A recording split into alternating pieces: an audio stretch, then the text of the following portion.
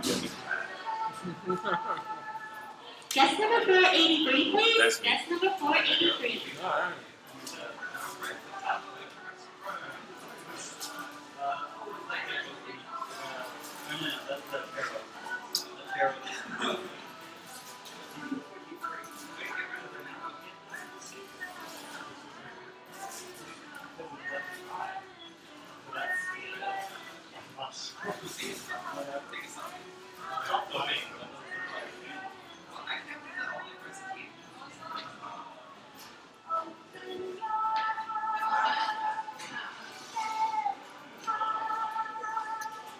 How's that cream puff? Very good. Excellent. Oh man, I want my cheesecake. Hair in it. So it turns out this is the soft opening. What is that? We're at Cafe 85 in downtown Berkeley. Oh, you're taping already? Yeah. Sweet. Yeah, I was just watching you eat that whole thing. So good. Better than Crystal. Yeah, it's the soft opening, meaning they don't, they're just trying everything out.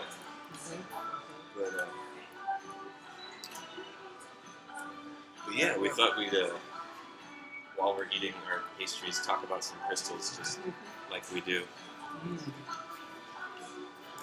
Very good.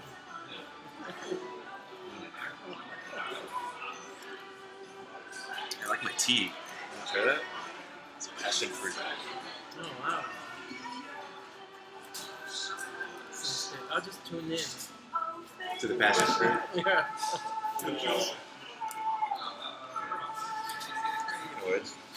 So this Prehnite, Australian Prehnite? Yeah, Australian Prehnite. Is it different than African Prehnite? Yes. Or American Prehnite? Yeah, I do. I've seen some Chinese one. Sometimes have tourmalines in it. Yeah. This tourmaline in the Prehnite? Yes. But these Australian ones, this is my favorite. I've seen the African ones, or the Mali ones. They usually have a lot of natural rosettes on them. They form rosette forms. Which was it? Like little balls. Almost looks like grapes. Oh, like little bumps. Yeah, little bumps. Yeah. Yes. Or at least the ones I've seen, the African one, but the Australian one's a little bit more smooth. Yes, these are slightly tumbled, but they have a touch of yellow. And in Australia, I think there's a trademark name called Sanjay. Sanjay? Yeah, because of the yellow gold color in them. So it's like a yellow green rather than mint green. Right. The ones I've seen from Africa are usually mint green, and this is with a touch of yellow, which I love. One of my favorite stuff. Why do you like Prehnite? I mean, I like it too. I'm not just saying, I'm not putting you on the spot, but I've read different things about it, so I wonder myself what it's all about. Mm-hmm. I think about when I just started collecting crystal or working with crystal, I read about how Prehnite could help liver, soothing the liver, and for Chinese medicine, the liver is a place that collect frustration and the emotions of frustration and anger. And Yeah, and I just feel like... Sorry. But like in Western medicine, the liver, detoxifies all the alcohol and sugar and stuff like that. Yeah, for sure. So it's like an important organ. So when I read about it, I was like, oh yeah, I want to try it. And it worked very well. I remember I worked with Prehnite for a few weeks, and I actually felt something, how it can actively working on release the stagnant energies in the liver, and also basically around the heart area, lungs as well as liver and heart. And then later, one day, a few years later, somebody came by my crystal stand and told me that Prehnite is one of the 4 archangel stones. Archangel stone. Yes. Along with charoite, seraphinite, and demolite. And Prehnite is one of the 4. I don't know if the guys just made it up. Well, right. I mean, if someone's talking to archangels and they're telling them which stones they're that, I mean, they're on their own kind of vibe there, and you kind of got to take their word for it. That's interesting that came up. Yes. So, and I also read about Prehnite is healer's healer. So that So means it heals the healer. yes. So it has potent healing vibration. That's all that you said. That's a lot more than I've ever read about it, actually. I remember Robert Simmons in the Book of Stones said, mainly the only thing I remember is that it unites the head and the heart. And then I just read that other one, that smaller book at your house. Crystal power, crystal healing. Yeah, Crystal Power, Crystal Healing. He has all the short entries. And you know what? Actually, I'm forgetting what he said right now, but it was pretty different. It was. Oh, you know what he said? He said it was like, and it's kind of related to frustration, what you're saying, I guess. But it was, it helps bring up the things that are blocking you in a gentle way so that you can deal with them. So you're not just like, sometimes because we've been talking about this today, is like when you're letting go of old stuff, all the old stuff comes up and says hello, and like rips at your hair and doesn't want to let you go. So I guess Prehnite makes them let go of the hair a little bit more, but you still notice them. Yes. Yes, it is definitely working in a more gentle way, like you said. Well, yeah, if I'm going to say anything about how I, Sean McCandless, feel about it, it's just super mellow. Mm-hmm. And I love this one. I kind of feel like I like tumble stones better than raw stones sometimes, unless they're crystals. Just because you can really get tactile with them. And this one is so smooth and mellow, and it's just kind of calming. And yeah, I feel it right here. I do like Prehnite a lot. Yeah. For some reason, they've been going very fast. Oh, yeah? I would put out a bigger one. I don't know, somebody would just, the same day would be picked up. That's right, my friend Mark bought a Prehnite, right? Yes, he did. Cool. Prehnite. It's got an H in it. Yes. Some people pronounce Prehnite. Prehnite. I was just pronouncing Prehnite. The dude in the book said that it was named after an English colonel or colonial guy who brought it back from South Africa. Oh, okay. Something like that.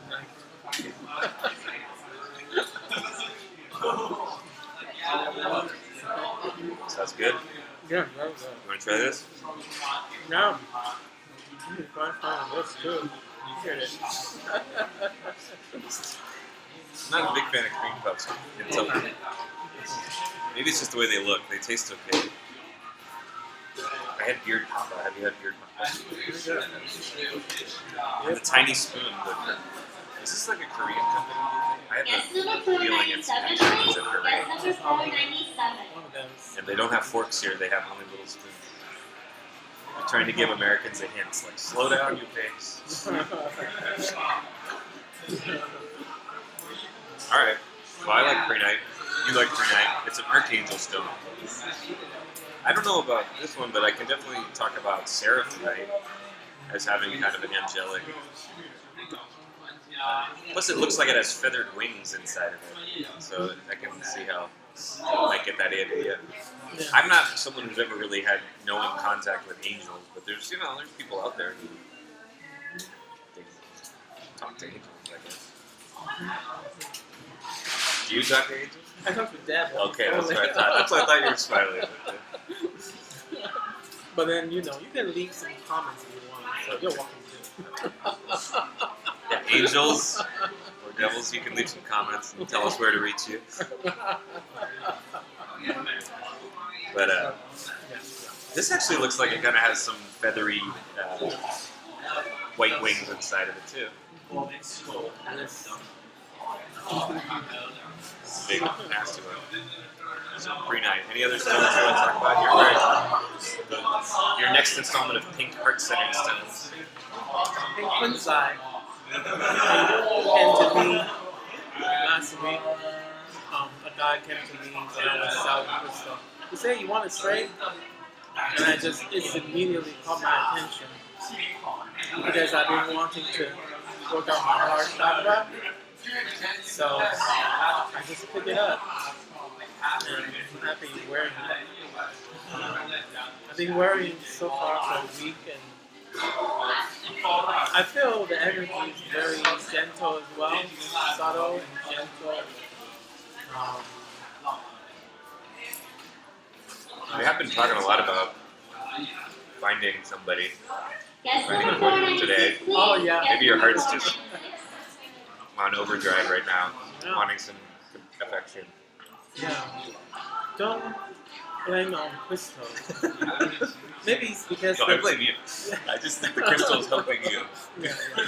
Maybe because it's the Venus is in Leo. Maybe. But then I would be very cautious though because Mercury is in retrograde now, so I wouldn't be too serious about somebody. I'll probably flirt a little bit. Yeah, maybe have some cross signals. But sorry, go ahead. I love that one. That's a big old. It looks clear, like a quartz, like a square or rectangular quartz, but it's not. It's slightly pink, right? Because it's been out in the sun all this time, it's very clear. Because you sold me a kunzite when I actually asked specifically for it. You remember that? Yeah, indeed. For whatever reason, it came up. I was like flipping through the book, and I go like, kunzite, I need that right now. And it really did help me. I remember it brought kind of a sweetness to my relationships and my interactions. I was just, sometimes you're focused on different things, and those 2 weeks I was a lot more focused on just feeling good with people and being kind. And, awesome. It mellowed me out and made me kind of warm and pink and fuzzy. Wonderful.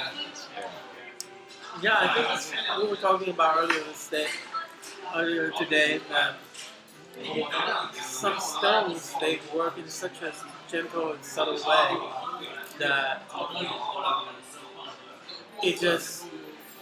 your energy vibration changes, certain patterns are changing by working with the stone, but you don't really consciously feel it, which I think is great. Because sometimes I just tend to be too conscious, too aware, and it's good to have that surprise coming in to Undercurrents. Yeah. So you don't have to worry about it. You just kind of. Yeah.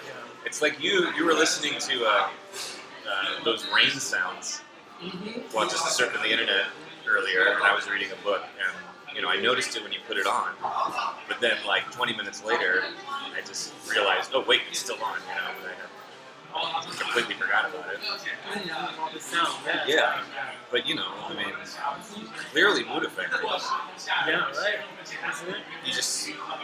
The pattern is low and slow enough, and with little variation, so it just kind of becomes part of your background noise. Yeah. It contributes. Like you can consciously change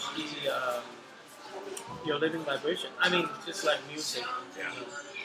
Creating music or having a music or sound in the background. But the difference with music, I'd say, is the whole point is you have to craft music, and so it has enough variation so like you're either humming it or you're conscious of when things change. Whereas like nature, it's just kind of there. It doesn't demand much attention as, let's say, a piece of art. Like Right. You know, like I don't know. If Guest number 503, I don't know please. how many musician or artists would be happy to have their music to play as a background 24/7. See, yeah, as a musician, I'm conflicted about that because to some extent, I appreciate if you make it into the background, you can affect people's mood in a good way, without being too pushy about it, and you just be confident in the fact that you are. But from an ego, from a like I want people to like me and notice me.